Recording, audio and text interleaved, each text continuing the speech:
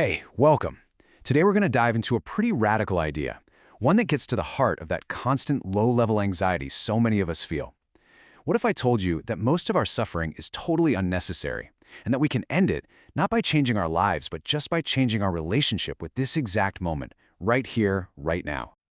But to even get there, we've got to face a really weird paradox. How is it that our greatest tool, our incredible human mind, is also the thing that causes so much of our stress and anxiety? So what's going on here? Let's unpack that. All right, let's jump right into the main claim here. The idea is that most of the pain we feel, the worry, the regret, the stress, it's all completely unnecessary. And it all comes from just one place, our own unobserved mind. Now, I know that can be a tough idea to swallow at first.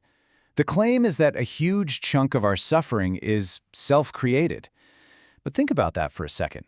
If that's true, it's actually incredibly empowering. Because if we're the ones creating it, that means we also have the power to stop. So if we're the ones making ourselves miserable, what are the tools we're using to do it? Well, according to this framework, it really boils down to two main culprits: the way our mind works and our tricky relationship with time. So, culprit number one is what the source material calls the egoic mind. Now, this isn't your true self. It's that constant narrator in your head. The voice that's always replaying old arguments, worrying about a meeting tomorrow, or judging something you just said. We make the mistake of thinking that endless stream of thought is us, and that mental noise is exactly what's blocking us from any real peace.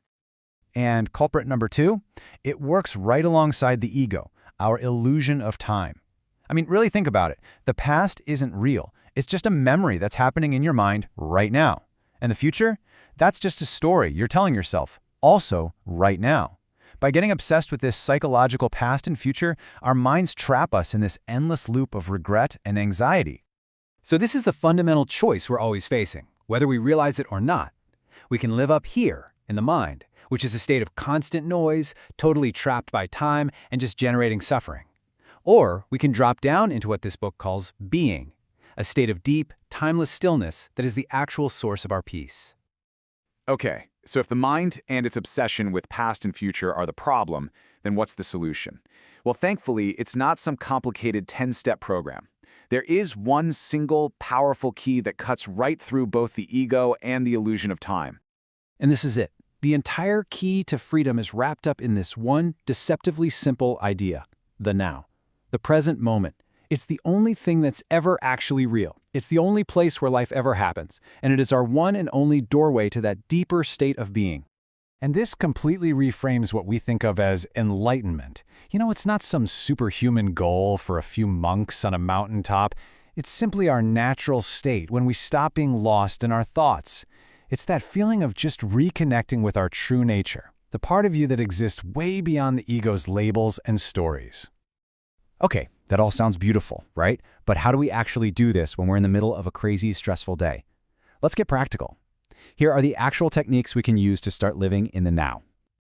The whole practice really comes down to these three paths. First, you just observe the thinker. You become a quiet witness to your own thoughts, which creates a little bit of space between you and all that mental noise.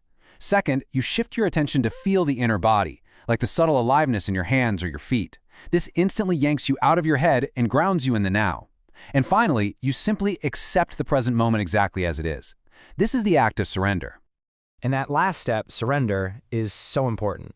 We need to be clear, this does not mean giving up or being passive. It's the simple but really profound wisdom of just stopping the internal fight against reality. When you finally yield to what is, you dissolve that inner resistance that's creating most of your pain in the first place. So what's the payoff here? What actually starts to change when we practice living this way?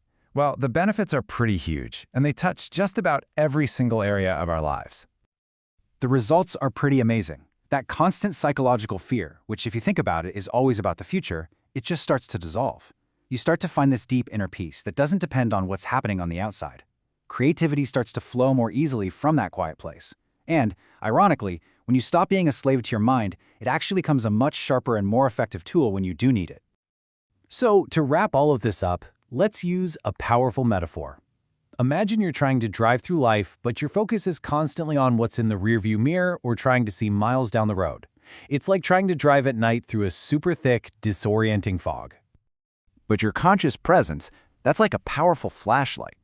It doesn't make the fog go away, but it cuts right through it to light up the one single step you can actually take, the one you're taking right now. So the real question isn't how you can get rid of all the fog in your life. It's just, where are you going to point your attention in this moment? At the fog or at the light?